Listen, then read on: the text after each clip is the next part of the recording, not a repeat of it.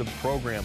A couple of ladies headed to nationals in Austin next week, in Claire Seymour and Meghan Hunter. As you guys just are tied at the hip, you qualify in the 800 together and you set the record in the 4x400. Congrats, by the way, and welcome to the show. Thank you. Thank you. Okay, let's talk about the 800 first. What was it like to both compete in that and both qualify? Let's start with you, Claire. It was awesome. It was really tender. There's a big screen that you can see the whole home stretch when you're coming down it, and I was really hoping, I was like, please let it be, like there be a break and Meghan be on that side of the break. And I looked up at the screen and there was a break of 3 and Meghan was right there. So as soon as I crossed the finish line, I just turned around and caught her right off the line, and it was just a really tender moment. There's some good pictures from this as well that were captured. Meghan, what was it like for you to make sure you got to nationals as well? Yeah, a lot of emotions, and it was super fun doing it with Claire. Obviously a lot of nerves throughout the whole week, but just really looking forward to this race. And it was so fun to just cross the finish line and just run into her arms at the end. So it was awesome. That's what we all hope, right? Yeah. At the end of whatever finish line we have, that someone's there to give us a hug. Yeah. That's awesome. Well, look, I realize expectations are always high for BYU track and field, but when you put in all of this time and effort and training, even if it's something that you expect to happen, what's it like when you achieve the goal that you set out to do? This is for both of you guys. Well, nothing's ever really guaranteed, which is the crazy thing about track and field. It's like the rounds are so hard, and they're always hard. It doesn't matter how many times you've done them, how many years you've been here, 6 years deep, and I still get so nervous every time. And I feel like doing it every single time comes with a lot of accomplishment and a lot of excitement. And so, you know, this was just like all the other ones where it was nerve-wracking, and then it was over, and it was just nothing but joy.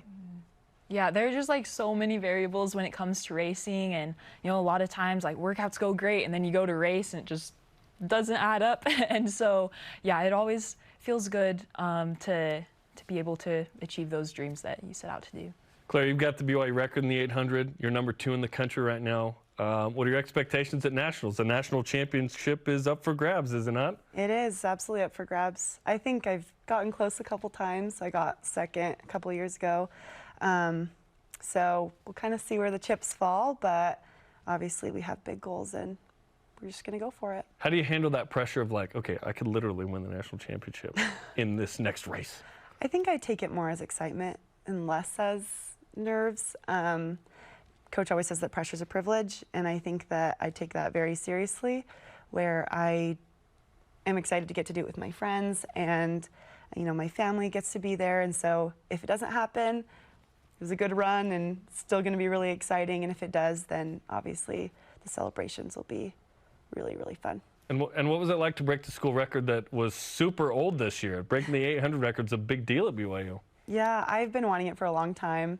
So I think, I came back, I graduated 2 years ago, so I'm kind of old, but every year that I come back, I'm like, I just want to break 2 so bad. And so, I got really close to breaking 2. And by the time I had realized I didn't break 2, I was like, oh, I got the record. And I was like, oh, that's so awesome. So it was really fun. It was really an exciting race, and just excited for what these next couple weeks have.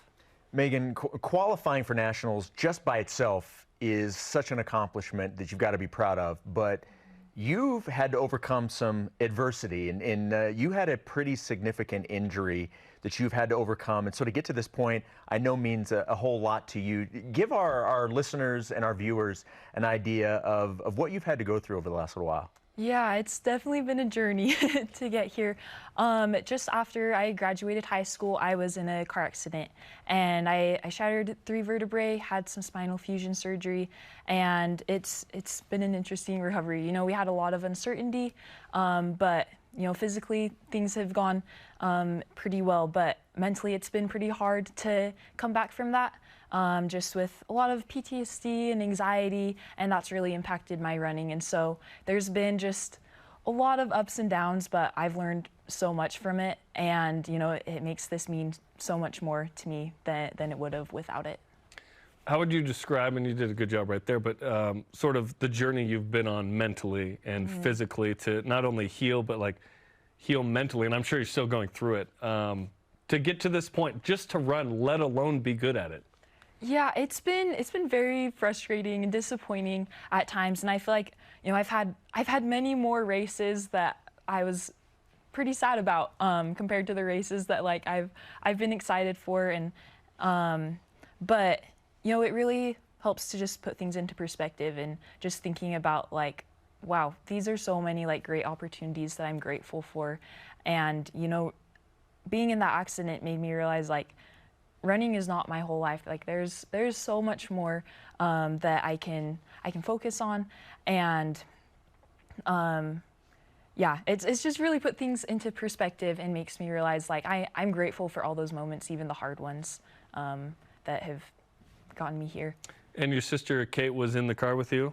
My brother was. Your brother was. Yeah. Gotcha. How's he doing, by the way? He's doing well. Yeah, we're a lot of miracles along the way, and one of them was that he turned out all right. So That's great. Yeah. So take us through what's next for you guys and how you're preparing and, you know, making your way to this next step.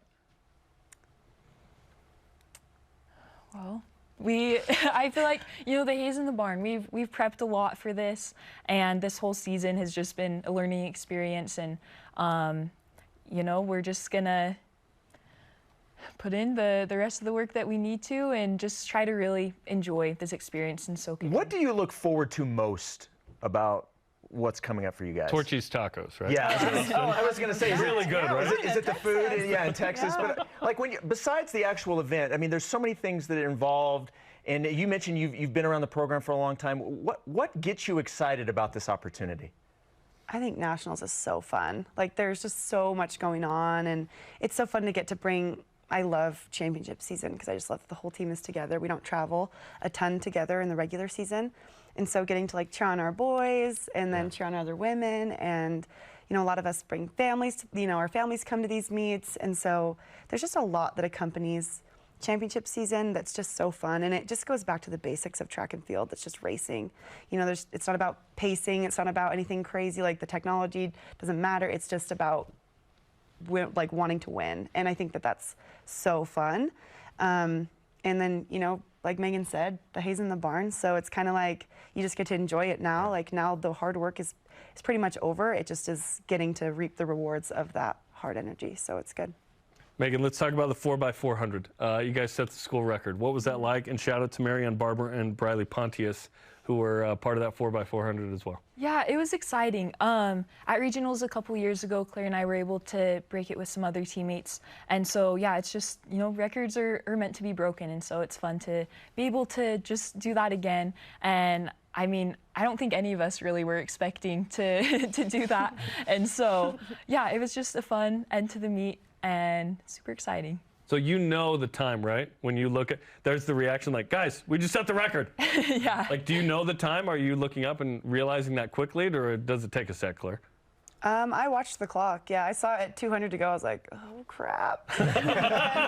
And then I think after I see it that one time, I don't look again because it's kind of scary to like just be staring at the clock the whole time. But I saw it at 200 and I was like, well, time to go. And then as the anchor, yeah, knowing, hey, if I push it here. Also, you know, 800 runners, we're not sprinters, and so it's kind of funny. We run the 400 a little differently than a sprinter would, and so for us, like that first 200 is not as fast as like some of those sprinters are. So they're like gunning it from the go, and we just aren't as. That's not how we train, and so it just is so funny to get to run and bring it in. Yeah, and it's like our last 200 is cooking because we didn't exert as much in the first 200, but it's it's awesome. And the 800 was earlier that day? It was about an hour before. Oh, an hour so before. We were Wow. a little dead, but, you know, it was our warm-up. Yeah, enough for the record in the tank. Two 800s deep, just hop in the 4x4. Yeah, and the 400's so awkward, right? It's not a sprint exactly. It's not the 800, right? Right. But yeah. Okay, well, best of luck. All the BYU Sports Nation karma we can give you for Nationals in Austin next week, and enjoy Torchies. Thank you so much. It's gonna be good, right? Posh Rap is the best one. All right.